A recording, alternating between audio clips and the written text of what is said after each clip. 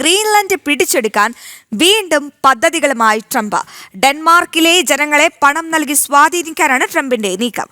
ഡെൻമാർക്കുമായുള്ള ബന്ധം അവസാനിപ്പിക്കുന്നതിന് 10,000 മുതൽ $1,00,000 വരെ ഓരോ ഗ്രീൻലാൻഡ് സ്വദേശിക്കും നൽകാനാണ് ട്രംപിന്റെ ആലോചന. ഗ്രീൻലാൻഡ് പ്രധാനമന്ത്രി ജെൻസ് ഫ്രെഡറിക് നീൽസൺ തന്നെയാണ് അമേരിക്കൻ നീക്കത്തിനെതിരെ ശക്തമായി രംഗത്തെത്തിയിട്ടുള്ളത്. ഡെൻമാർക്കിന്റെ നിയന്ത്രണത്തിലുള്ള അർദ്ധസ്വയംഭരണ പ്രദേശമാണ് ദ്വീപ് രാഷ്ട്രമായ ഗ്രീൻലാൻഡ്. വിവരങ്ങൾ നൽകാൻ വീണ്ടും ഐസൻ ജോസ് ചേരുന്നുണ്ട്. ഐസൻ, ഗ്രീൻലാൻഡ് പിടിച്ചെടുക്കാൻ അമേരിക്കയുടെ ചില പദ്ധതികൾ, അതിനുവേണ്ടി എത്ര പണം മുടക്കാനും ട്രംപ് തയ്യാറാകുകയാണ്. എന്തായാലും ഡെൻമാർക്കിലെ ജനങ്ങളെ പണം നൽകി സ്വാധീനിക്കാനുള്ള ട്രംപിന്റെ ഈ ഒരു നീക്കം അത് ഫലവത്താകുമോ? എങ്ങനെയാണ് മറ്റു രാജ്യങ്ങളൊക്കെ ഇതിൽ പ്രതികരിക്കുന്നത്?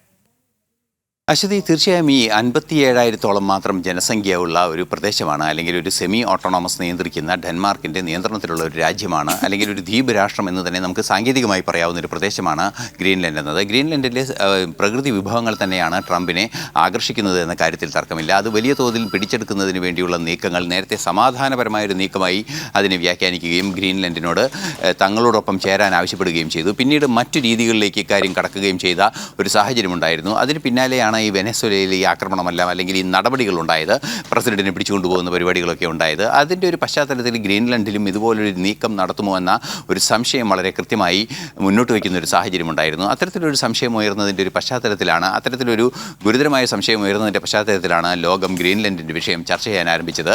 ഈ ഇടയ്ക്കാണ് 10,000 മുതൽ $1,00,000 വരെ ഒരു വ്യക്തിക്ക് നൽകി, 57,000 പേരാണുള്ളത്, അവർക്ക് ഒരു വ്യക്തിക്ക് നൽകി ഗ്രീൻലാൻഡിനെ വിലക്കെടുക്കാനുള്ള ഒരു നീക്കം നടത്തുക എന്നൊരു രീതിയിലേക്ക് ട്രംപ് നീങ്ങിയിരിക്കുന്നത്. അത്തരത്തിലുള്ള ആലോചനകളും കൂടിയാലോചനകളും കാര്യമായി നടക്കുന്നു എന്ന് തന്നെയാണ് അറിയാനും സാധിക്കുന്നത്. എങ്കിൽ അത്തരത്തിലൊരു നീക്കം നടത്തുന്നതിൻ്റെ ഭാഗമായി ഏതെങ്കിലും നടപടികളിലേക്ക് നീങ്ങുകയാണെങ്കിൽ അത് വലിയ തോതിൽ പ്രതിഷേധങ്ങൾക്ക് വഴിവെക്കുമെന്ന് ഗ്രീൻലാൻഡിൻ്റെ പ്രധാനമന്ത്രിയുടെ ചുമതല വഹിക്കുന്ന, അല്ലെങ്കിൽ പ്രധാനമന്ത്രി എന്ന് തന്നെ വിശേഷിപ്പിക്കാവുന്ന ഒരു വ്യക്തി, വിശേഷിപ്പിക്കാവുന്ന അദ്ദേഹത്തിൻ്റെ ഭാഗത്തു നിന്നും കൃത്യമായ നിലപാടുകൾ ഉണ്ടാകുന്നുണ്ട്. മാത്രമല്ല ഡെൻമാർക്കിൻ്റെ ഭാഗത്തു നിന്നും കൃത്യമായ നിലപാട് ഇക്കാര്യത്തിൽ ഉണ്ടാകുന്നുണ്ട്. നമുക്കറിയാം, ഡെൻമാർക്ക് നിയന്ത്രിക്കുന്ന ഒരു രാഷ്ട്രം അല്ലെങ്കിൽ ഒരു പ്രദേശമാണിത്.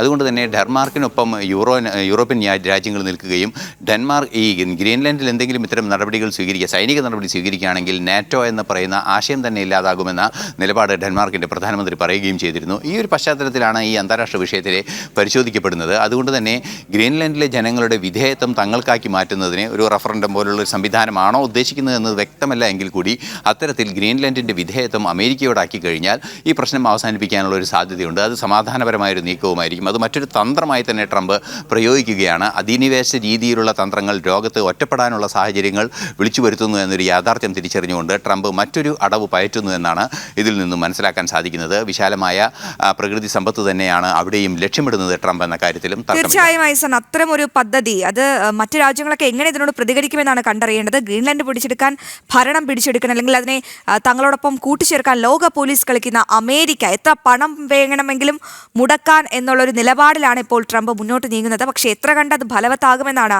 ഇനി വരും ദിവസങ്ങളിൽ കണ്ടറിയേണ്ടത്. ഐസനാണ് ഈ വാർത്തയുടെ ഏറ്റവും പ്രധാനപ്പെട്ട വിവരങ്ങൾ പങ്കുവച്ചത്.